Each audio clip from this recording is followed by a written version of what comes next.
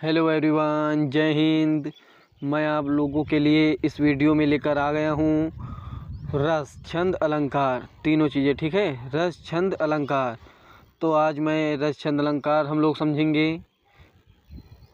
बिल्कुल आसान परिभाषा और आसान उदाहरण के साथ समझेंगे हम लोग। ठीक है, तो पहला रस क्या है? श्रृंगार रस। ठीक है ना, श्रृंगार रस समझेंगे। पहला रस क्या है? श्रृंगार रस। ठीक है, ये देखो श्रृंगार रस है। पहला रस श्रृंगार रस है। तो परिभाषा इसकी क्या होगी?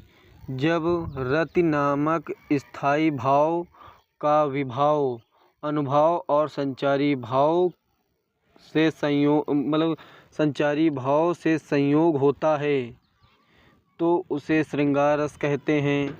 श्रृंगार रस के दो भेद होते हैं, संयोग श्रृंगार रस, एक दूसरा क्या होता है? वियोग श्रृंगार रस। ठीक है, तो हम लोग पहले देखेंगे संयोग श्रृंगार रस। तो संयोग श्रृंगार रस किसे कहते हैं? परिभाषा इसकी क्या है? नायक नायिका के मिलने की दशा का वर्णन संयोग रस कहलाता है। मतलब कि जहाँ नायक नायिका के मिलने की बात हो रही हो वहाँ पर संयोग श्रृंगार रस होता है। इसका उदाहरण क्या है? इसका उदाहरण ये देखो है। ठीक है, बरसत लालच लाल की बतरस लालच लाल की, मुरली धरी लुकाए, सौंह करे भवहन हंसे, दैन कहे नट जाए। ठीक है ना, इसका ये उदाहरण है। उसके बाद नंबर खा क्या है? नंबर खा है वियोग श्रृंगार रस। ठीक है, इसको और किस नाम से? विप्रलंभ श्रृंगार रस के नाम से जानते हैं। ठीक है ना। तो इसका क्या होगा? नायक नायिका के विरह अवस्था के वर्णन को वियोग श्रृंगार रस कहते हैं। जहाँ पर नायक नायिका के बिछड़ने की बात हो रही हो वहाँ पर वियोग श्रृंगार रस होता है। ठीक है ना। इसका उदाहरण क्या है? ये देखो इसका उदाहरण ये देखो, एक इसका उदाहरण ये है। ठीक है ना, इसको नहीं याद हो रहा है तो इसको ना याद करो, ये वाला याद कर लो। ये मैंने यहाँ पर लगा दिया है, ये वाला सरल है, आपको याद हो जाएगा बहुत जल्द ही। इसको याद कर लेना। हे खग मृग हे मधुकर श्रेणी, तुम देखी सीता मृगनैनी। इसको याद कर लेना। ठीक है, तो मैं दूसरा देखता हूँ अब। तो ये दूसरा है। दूसरा क्या है? करुण रस। क्या है? करुण रस दूसरा है हमारा। तो इसकी परिभाषा क्या होगी? शोक अथवा दुख की अवस्था में जो शोक का स्थायी भाव, विभाव, अनुभाव और संचारी भाव का सहयोग पाकर पुष्ट होता है वह करुण रस कहलाता है। यद्यपि वियोग रस में भी आश्रय के मन में दुख होता है। मतलब कि वियोग रस में भी जो आश्रय होता है उसके हृदय में दुख होता है, किंतु वहाँ मिलने की आशा होती है। वियोग रस में जो आश्रय है उसके हृदय में दुख होता है, किंतु वहाँ पर मिलने की आशा होती है और यहाँ पर नहीं होती है। ठीक है ना, होती रहती है, आशा रहती है। अतः वहाँ शोक स्थायी भाव होकर संचारी भाव, वहाँ पर शोक स्थायी भाव ना होकर संचारी भाव हो जाता है। अतः करुण रस वियोग रस से सर्वथा भिन्न है। ठीक है, ये हो गई इसकी परिभाषा। स्क्रीनशॉट ले लेना। ये हो गई इसकी परिभाषा। और उसके बाद हम लोग इसके उदाहरण देखेंगे। क्या है? इस करुणा कलित हृदय में अब विकल रागिनी बजती, क्यों हाहाकार स्वरों में वेदना असीम गरजती। ठीक है ना, ये उदाहरण है इसका। और नंबर तीसरा क्या है? हास्य रस। नंबर तीसरा क्या है? हास्य रस। तो हम लोग हास्य रस देखेंगे। विलक्षण आकृति विकृत चेष्टा मतलब खराब वेशभूषा। ठीक है, विकृत चेष्टा, वचन या कार्य देखकर हृदय में उत्पन्न हास नामक स्थायी भाव, विभाव, अनुभाव और संचारी भाव के संयोग से हास्य रस का रूप ग्रहण होता है। हास्य रस संभवतः सभी रसों में सुखात्मक रस है। ठीक है, हास्य रस सभी रसों में सुखात्मक रस है। हास्य दो प्रकार के होते हैं, जो स्वतः उत्पन्न हो, जो अपने आप उत्पन्न हो उसे स्वतः उसे आत्म हास्य रस कहते हैं। जो दूसरों के हंसने से आए ये देखो, जो हाथ से दूसरों को हंसते हुए देखकर उत्पन्न हो, तो मतलब दूसरा कोई हंस रहा है तुम भी हंस दो, तो वो होगा परास्त हास्य रस। ठीक है, हास्य रस की 6 दशाएं होती हैं। स्मित, नंबर 2 हसित, नंबर 3 विहसित, नंबर 4 उपहसित, नंबर 5 अपहसित, नंबर 6 अतिहसित। हास्य रस स्थायी भाव विभाद इस प्रकार हैं। ठीक है, तो आप लोगों को ये सब नहीं याद करना है, आप लोगों को सिर्फ क्या याद करना है, विलक्षण आकृति, विकृत चेष्टा, वचन या कार्य देखकर हृदय में उत्पन्न हास्य नामक स्थायी भाव, विभाव, अनुभव और संचारी भाव के संयोग से हास्य रस की दशा प्राप्त होती है, उसे हास्य रस कहते हैं। इसका उदाहरण ये देखो दिखा है नीचे। शीश पर गंगा हंसे, भुजनी भुजंगा हंसे, भुजनी भुजंगा हंसे, हास ही को दंगा भयो नंगा के विवाह में। ठीक है,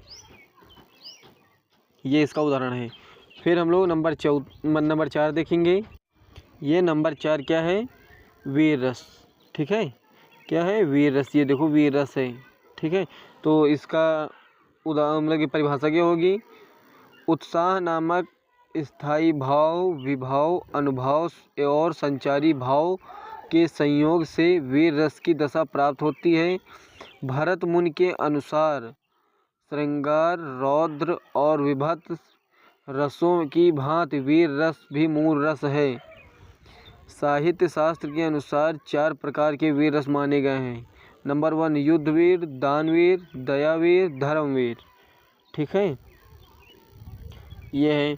और आप लोगों अगर जो आप लोगों को पूरे नहीं याद हो रहे तो आप लोग सिर्फ यहाँ तक याद करना, प्राप्त होता है। ठीक है, उत्साह नामक स्थायी भाव, विभाव, अनुभव और संचारी भाव के संयोग से वीर रस की दशा प्राप्त होती है। बस इतना याद करना आप लोग। फिर ये देखो उदाहरण नीचे दिया गया हो, हर बोलो के मुख हमने सुनी कहानी थी, जो खूब लड़ी मर्दानी वह तो झांसी वाली रानी थी। ये उदाहरण हो गया इसका। ठीक है, उसके बाद हम लोग शांत रस मतलब 5वां रस देखेंगे। 5वां क्या है, शांत रस है। ठीक है ना, शांत रस। तो इसकी परिभाषा क्या होगी, निर्वेद नामक स्थायी भाव, विभाव, अनुभव और संचारी भावों के संयोग से शांत रस की दशा प्राप्त होती है। ठीक है ना, इतना याद करना है, शांत रस की दशा प्राप्त होती है। उसके बाद 3 उदाहरण इसमें हैं। ठीक है ना, मैंने 2 उदाहरण लगा दिया और 1 उदाहरण पहले से था। नंबर 1 ये उदाहरण है इसका, ये इसका नंबर 1 उदाहरण है। ठीक है, और नंबर 2 उदाहरण ये देखो, नंबर 3 उदाहरण ये देखो। ठीक है, मैं लिख भी दे रहा हूँ। ये नंबर 1 उदाहरण है, ये नंबर 2 उदाहरण है, ये नंबर 3 उदाहरण है। ठीक है, ठीक है ठीक है, आप लोग स्क्रीनशॉट ले लेना। ठीक है ना, चाहे ये वाला याद करना, चाहे ये वाला याद करना, ये याद करना। ठीक है ना, अलग अलग है जो आपको अलग अलग है जो आपको सरल लगे, तीनों उदाहरण में जो आपको सरल लगे। ठीक है, उसके बाद हम लोग आगे चलते हैं, अलंकार देखते हैं। यहाँ से रस ख़त्म हो गए हैं, मतलब समाप्त हो गए हैं। ये इंटर में सिर्फ 5 ही रस हैं, शांत रस तक बस। और उसके बाद अलंकार शुरू करते हैं हम। ये अलंकार हैं। ठीक है, ये अलंकार हैं। इसमें क्लास 12th में कितने अलंकार हैं, अनुप्रास अलंकार, यमक अलंकार, श्लेष, उपमा, रूपक, उत्प्रेक्षा, भ्रांतिमान एवं संदेह अलंकार। बस 2, 2, 4, 2, 6, 2, 8 अलंकार है, बस ज़्यादा नहीं है, 8 है। ठीक है, तो नंबर पहला क्या है, अनुप्रास अलंकार। ठीक है, अनुप्रास अलंकार मतलब किसे कहते हैं, ये देखो, काव्य में जहाँ एक ही व्यंजन की आवृत्ति बार बार हो, स्वरों में भले ही भिन्नता हो, वहाँ अनुप्रास अलंकार होता है। ये जो व्यंजन लिखा है यहाँ पर आप व्यंजन कहो, चाहे वर्ण कहो या फिर अक्षर कहो। ठीक है ना, बात एक ही है। चाहे आप लोग व्यंजन भी कह सकते हो, इस तरह भी कह सकते हो, काव्य में जहाँ एक ही वर्ण की आवृत्ति बार बार हो, या फिर काव्य में जहाँ एक ही अक्षर की आवृत्ति बार बार हो, ये भी कह सकते हो। ठीक है ना, उसके बाद उदाहरण क्या है, तरनी, तनुजा, तटतमाल, तरुवर, बहुछाय। ठीक है ना, ये उसका उदाहरण है। ठीक है, यहाँ पर ता शब्द की आवृत्ति बार बार हुई है। ठीक है, तो हम लोग नंबर दूसरा देखते हैं। अब नंबर दूसरा है यमक अलंकार। क्या है? नंबर दूसरा है यमक अलंकार। ये देखो यमक अलंकार है, ठीक है। तो मैं इसकी परिभाषा क्या है, इसकी परिभाषा है काव्य में जहाँ शब्दों की आवृत्ति बार बार हो, मतलब कि काव्य में शब्दों की मतलब एक ही शब्द की आवृत्ति बार बार हो किंतु अर्थों में भिन्नता हो, वहाँ पर यमक अलंकार होता है। मतलब एक शब्द की आवृत्ति बार बार हो और वहाँ अर्थों में भिन्नता हो उसके, तो वहाँ पर यमक अलंकार होगा। आप लोग ध्यान रखना, ठीक है। जैसे उद्धव जोग जोग हम नाही, ठीक है, उद्धव जोग जोग हम नाही, ठीक। या फिर कनक कनक ते 100 गुने मदकता अधिकाय जो खाए बौरे बा खाए बौरे, ठीक है। ठीक है, यमक अलंकार का ये उदाहरण हो गया है। इसमें जोग ये मतलब कि 2 बार जोग का प्रयोग हुआ है। 2 जोग का शब्द मतलब कि 2 जोग हैं और दोनों देखो सेम है लेकिन इनके अर्थ अलग हैं। एक जोग का मतलब कि वो है मतलब साधना से और दूसरे जोग का है योग्य, ठीक है, योग्य से। उसके बाद नंबर तीसरा देखेंगे हम लोग श्लेष अलंकार। श्लेष अलंकार में क्या है, जहाँ काव्य में कोई शब्द एक ही बार प्रयोग मतलब कोई शब्द एक ही बार प्रयोग हो और उसके एक से अधिक अर्थ हो, जो शब्द एक बार प्रयोग हो और उसके एक से अधिक अर्थ हो, वहाँ श्लेष अलंकार होता है, ठीक है। तो इसका उदाहरण है रहीमन पानी राखिए बिन बिन पानी सब सोन, पानी गए न उबरे मोती मानुष चोन, ठीक है ना। यहाँ पर तीसरे पानी का अर्थ ये जो पानी है इसका अर्थ होगा, इसका अर्थ है मतलब इसके 3 अर्थ है, ठीक है ना। तीसरे वाले पानी के, ये वाले पानी के नहीं ना, ये वाले पानी, इस वाले पानी का अर्थ मतलब 3 है। क्या है? मोती के पक्ष में चमक है, ये देखो मोती के पक्ष में चमक है, ठीक है। और मनुष्य के पक्ष में प्रतिष्ठा है, आटे के पक्ष में जल है, ठीक है ना। उसके बाद नंबर 4 क्या है, उपमा अलंकार है, ठीक है, उपमा अलंकार है नंबर 4। तो उदाहरण क्या हो इसका मतलब कि अर्थ क्या हो मतलब कि परिभाषा क्या होगी, वह सादृश्य मूलक अलंकार है जिसमें किसी वस्तु की समानता या तुलना किसी प्रसिद्ध वस्तु से की जाए। मतलब कि आप लोगों को ये वाला नहीं याद करो, नहीं याद हो रहा है, ये वाला नहीं याद करो। जिसमें किसी वस्तु की समानता या तुलना किसी प्रसिद्ध वस्तु से की जा रही हो, तो वहाँ पर उपमा अलंकार होगा। या फिर परिभाषा आप ये भी याद कर सकते हो, मैं बता रहा हूँ कौन सी याद करना है आपको। ये वाली उससे सरल है, जो मैं बताने जा रहा हूँ ये उससे सरल है। ये वाली परिभाषा याद कर लेना, ठीक है ना। ये देखो उपमा अलंकार की है परिभाषा, ये इतनी उपमा अलंकार की परिभाषा है, ठीक है ना। ये जहाँ उपमेय में उपमान की समानता की जाए या बतलाई जाए, वहाँ उपमा अलंकार होगा, ठीक है ना। जहाँ उपमेय में उपमान की समानता की जाए या बतलाई जाए, वहाँ पर उपमा अलंकार होगा, ठीक है ना। ये उपमा अलंकार की परिभाषा है। ये दोनों में आप कोई भी याद कर सकते हो, या फिर ये वाली याद कर लेना उपमा अलंकार की, या फिर ये वाली याद कर लेना, ठीक है। उदाहरण क्या होगा इसका, हरिपद कोमल कमल से, ठीक है ना। इसके वाचक शब्द, ठीक है ना, इसके वाचक शब्द क्या है, सम सरिस जैसे तैसे, ठीक है ना। इसके मतलब कि वाचक शब्द हैं। ये देखो हरिपद कोमल कमल से, समानता बतलाई जा रही है ना इसमें। और से आया, देखो वाचक शब्द आ गया से, ठीक है। अब यहाँ पर रूप मतलब 5वां देखेंगे रूपक अलंकार। इसकी परिभाषा क्या होगी, जहाँ उपमेय को उपमान के रूप में कहा जाए वहाँ पर रूपक अलंकार होगा। जहाँ पर उपमेय को उपमान के रूप में कहा जाए, क्या कहा जाए, जहाँ पर उपमेय को उपमान के रूप में कहा जाए, या फिर दूसरी मैं परिभाषा यहाँ पर लगाए दे रहा हूँ, इतने में मैं दूसरी परिभाषा भी बताए दे रहा हूँ आपको, आप उसी को याद कर लेना, ठीक है। तो ये देखो रूपक अलंकार की परिभाषा क्या है, जहाँ पर उपमेय में उपमान का भेद रहित आरोप हो। क्या? जहाँ उपमेय में उपमान का भेद रहित आरोप हो वहाँ पर रूपक अलंकार होगा। ठीक है, ये भी आपको मैंने बता दिया। और इसका उदाहरण क्या है? हमारे हारिल की लकड़ी, या फिर आप ये भी उदाहरण याद कर सकते हो, चरण कमल बंदो हरिराई। ठीक है ना, इसी का उदाहरण है, रूपक अलंकार का उदाहरण है चरण कमल बंदो हरिराई। ठीक है ना, ये भी याद कर सकते हो। उसके बाद नंबर 6 क्या है? उत्प्रेक्षा अलंकार। क्या है? उत्प्रेक्षा अलंकार। इसमें भी ये तीनों सेम मिलेंगे, सिर्फ थोड़ा बहुत अंतर होगा। ठीक है ना, ये उपमा अलंकार, रूपक अलंकार और उत्प्रेक्षा अलंकार तीनों एक जैसी हैं, लेकिन थोड़ा थोड़ा अंतर है सिर्फ, बस है एक जैसी। इसमें क्या है? जहाँ उपमेय में उपमान की संभावना की जाए, ठीक है ना, जहाँ उपमेय में उपमान की संभावना की जाए वहाँ पर उत्प्रेक्षा अलंकार होगा। उत्प्रेक्षा अलंकार के वाचक शब्द हैं क्या? मनु मानो, जनु जानो, जनो मनो।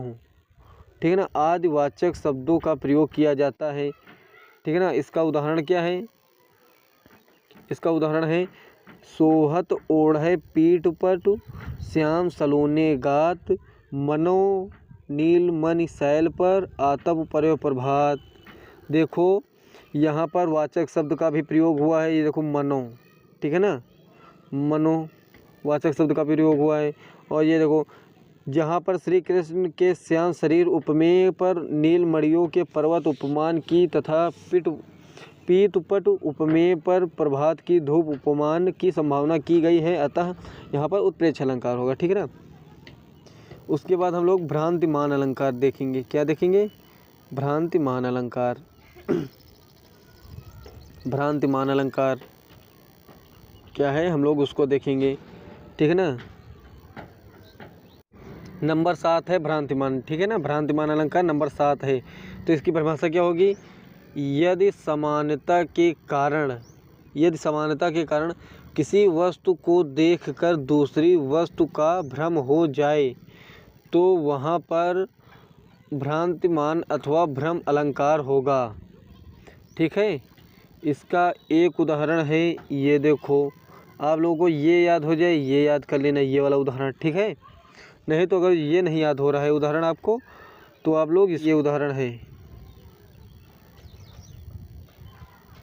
ये इसका उदाहरण है।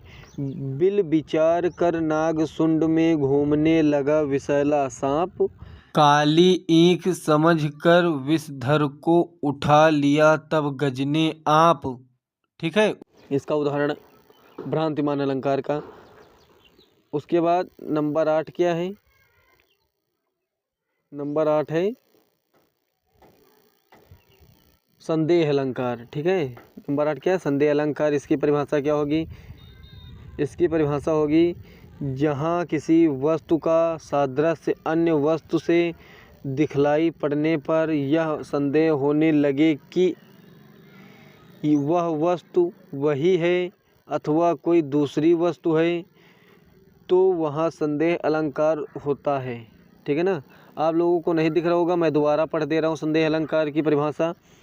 जहाँ किसी वस्तु का सादृश्य अन्य वस्तु से दिखलाई पड़ने पर यह संदेह होने लगे कि वह वस्तु वही है अथवा कोई दूसरी है, तो वहाँ संदेह अलंकार होता है। इसके वाचक शब्द क्या है? किंधव की, कै, या, अथवा आदि इसके वाचक शब्द हैं। और इसका उदाहरण क्या है? मतलब कि इसके नीचे, मतलब यहाँ पर कोई दूसरा उदाहरण था, मैं दूसरा मतलब सरल उदाहरण आपके लिए लगा दिया हूँ कि जल्दी याद हो जाएगा। ये क्या है? नारी बीच सारी है कि सारी बीच नारी है, सारी ही की नारी है कि नारी ही की सारी है। ठीक है, ये उसका उदाहरण हो गया। ठीक है ना, स्क्रीनशॉट ले लेना आप लोग, नहीं याद हो रहा है तो। उसके बाद छंद, वहाँ से अलंकार खत्म, 8 हो गए थे खत्म, और यहाँ पर छंद है। तो पहला छंद क्या है? चौपाई। ठीक है, चौपाई पहला छंद है। तो इसकी परिभाषा क्या होगी? यह सममात्रिक छंद है, इसमें 4 चरण होते हैं और प्रत्येक चरण में 16 मात्राएं होती हैं। 2 चरणों को अर्धाली कहते हैं, मतलब 2 चरणों जिसके होते हैं अर्धाली कहते हैं। चरण अंत में जगड़ अथवा तगड़ होने से इसका सौंदर्य नष्ट हो जाता है, मतलब अंत में इसके जगड़ और तगड़ होने से इसका सौंदर्य नष्ट हो जाता है। उदाहरण आपके लिए ये देखो है, जय हनुमान, मतलब हनुमान चालीसा से मैंने लिया है इसको। जय हनुमान ज्ञान गुण सागर, जय कपीस तिहुँ लोक उजागर, रामदूत अतुलित बलिधामा, अंजनी पुत्र पवन सुत नामा। ठीक है ना, मात्रा भी लगा दिया हूँ मैं इसमें, ये देखो लघु गुरु, मात्रा भी लगा दिया हूँ इसमें, आप लोग देख लेना। उसके बाद इस छंद में प्रत्येक चरण में 16 मात्राएं हैं, अतः चौपाई छंद है। प्रत्येक चरण में 16 मात्राएं होनी चाहिए। ठीक है, चौपाई में प्रत्येक चरण जो है उसमें 16 मात्राएं होनी चाहिए। इसके बाद दोहा हम लोग देखेंगे। दोहा मतलब परिभाषा क्या है, यह अर्ध सम्मात्रिक छंद है। इसमें 4 चरण होते हैं। पहले एवं तीसरे चरण में 13 तथा दूसरे और चौथे चरण में 11 मात्राएं होती हैं, मतलब कि पहले और तीसरे चरण में 13 मात्राएं होती हैं, दूसरे और चौथे चरण में 11 मात्राएं होती हैं, तथा इसके तुक मिलते हैं विषम चरणों, मतलब विषम चरण मतलब पहला और तीसरे चरण विषम होते हैं कि आदि में जगड़ नहीं होना चाहिए, मतलब कि पहले और तीसरे चरण के मतलब अंत में जगड़ नहीं होना चाहिए। ठीक है ना, तथा सम चरण मतलब दूसरे और चौथे चरण के अंत में गुरुलग होना चाहिए। दूसरे और चौथे चरण के अंत में गुरुलग होना चाहिए। ठीक है, तो इसका उदाहरण ये देखो, ये यहाँ रहा इसका उदाहरण, ये है। ठीक है, ये दोहे का उदाहरण है। ठीक है ना,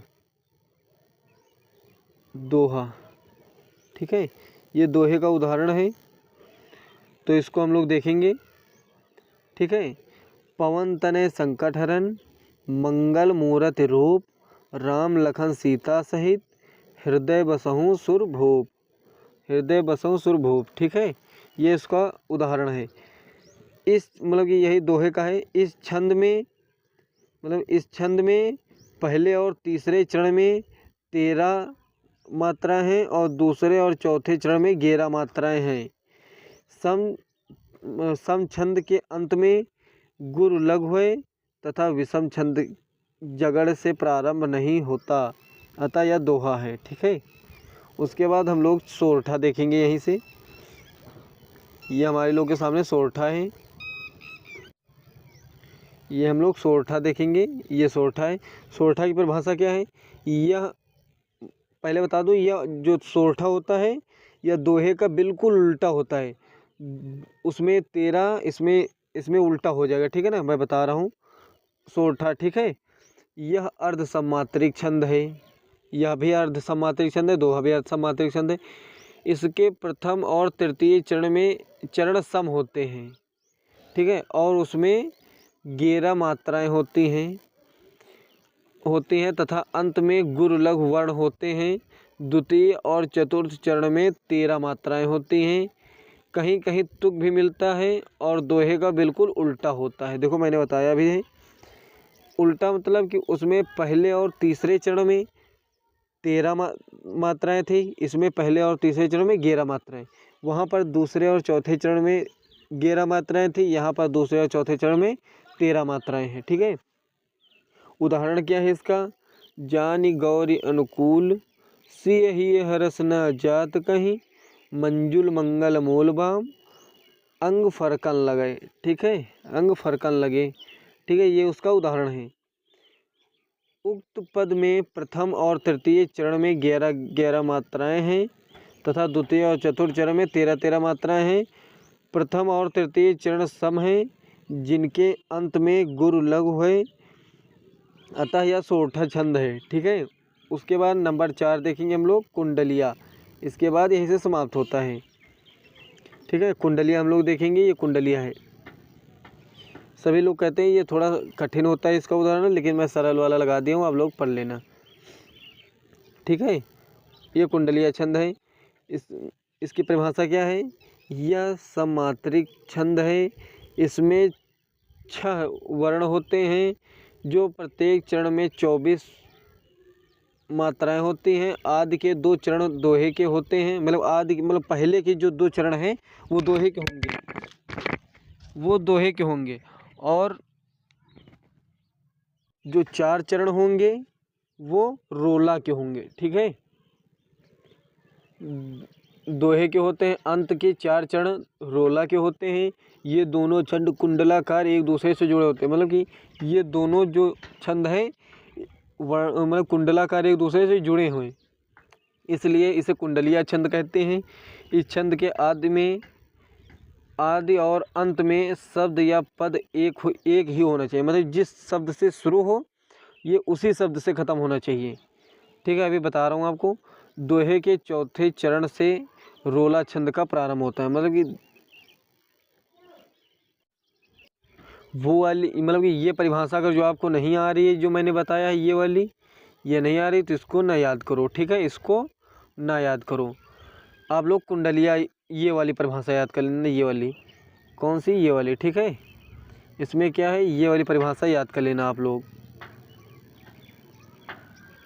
ये वाली परिभाषा याद कर लेना। मतलब दोहा और रोला जोड़कर कुंडलिया छंद बनता है। दोहा और रोला जोड़कर कुंडलिया छंद बनता है, सरल परिभाषा है। कुंडलिया के प्रथम 2 चरण में दोहा, थोड़ा छोटा कर दूं, हाँ, 2 चरण में दोहा और प्रथम 2 चरणों में दोहा के लक्षण और बाद में 4 चरणों में रोला के लक्षण घटित मतलब कि होते हैं। ठीक है, अतः प्रथम 2 चरण 13 + 11 मात्राएं, मतलब पहले के जो 2 चरण हैं वो 13 और 11 मिला के 24 मात्राएं हैं। बाद में 4 चरण 11 + 13 24 मात्राएं होते हैं। दोहा का अंतिम चरण रोला का प्रथम चरणार्ध होता है। ठीक है, यहाँ पर मैं बता दे रहा हूँ जो बताया था। देखो, रहिए से शुरू है, ये किससे से है, रहिए से शुरू है और रहिए से ख़त्म है। ठीक है, ये देखो, रहिए से शुरू है और रहिए से ख़त्म है। ठीक है, उसके बाद ये जो लिखा है रोला का प्रथम, ये दोहा का अंतिम चरण, ये देखो दोहा का अंतिम चरण और रोला का चरणार्ध होता है। तो इसको ये देखो यहाँ, जैसे जो तरु पतरो होए, ठीक है ना, ये दोहा यहाँ से ख़त्म हो गया, ये दोहा जो तरु पतरो से ख़त्म हो गया और रोला यहाँ से शुरू हुआ, जो तरु पतरो होए, यहाँ से रोला शुरू हुआ है। ठीक है, देखो इसके अंत में और इसके पहले, रोला के पहले में वही वाला है ना। ठीक है, देखो ये मैं पढ़ के बता दे रहा हूँ उदाहरण थोड़ा जूम कर दे रहा हूँ, आप लोग देख लेना। रहिए लटपट काट दिन, बरु घामे माँ सोए, छाह नवाकी बैठिए, जो तरु पतरो होए, जो तरु पतरो होए, एक दिन धोखा दे हैं, जा दिन चले बयार, टूट तब जरते जय हैं, कह गिरधर कवि यार। कवि राय, ये कवि राय है, राय छाह मोटे की गहिए, पातो सब झरी जाए, तरु छाया में रहिए। ठीक है, ये रोला, मतलब ये यहाँ से कुंडलिया छंद ख़त्म होता है। तो एक उदाहरण और मैं बता दे रहा हूँ इसी का, कुंडलिया का, वो याद कर लेना। ये देखो कुंडलिया छंद का दूसरा उदाहरण है, इसको याद कर लेना। ये कुंडलिया छंद का दूसरा उदाहरण है ये। ठीक है, 100 ले लेना, इसको याद कर लेना। ठीक है, ये दूसरा उदाहरण है, ये याद हो जाए, ये नहीं तो वो वाला याद कर लेना। ठीक है, तो बस यहीं से हमारे रस छंद अलंकार समाप्त होते हैं। उसके बाद अगर जो आप लोग नए हो तो चैनल को सब्सक्राइब नहीं किए हो तो कर लेना, और वीडियो अगर जो अच्छा लगे तो लाइक कर देना, कमेंट में बताना और क्या ले आऊँ मैं आप लोगों के लिए। उसके बाद अगर जो पुराने भी हो, वीडियो को सब्सक्राइब नहीं किया है तो सब्सक्राइब कर लेना। ठीक है, मैं आप लोगों के लिए मैं जीवन परिचय ले आऊँगा। ठीक है, क्लास 12 जीवन परिचय ले आऊँगा आप लोगों के लिए। बस यहीं से मैं इसको स्टॉप करता हूँ।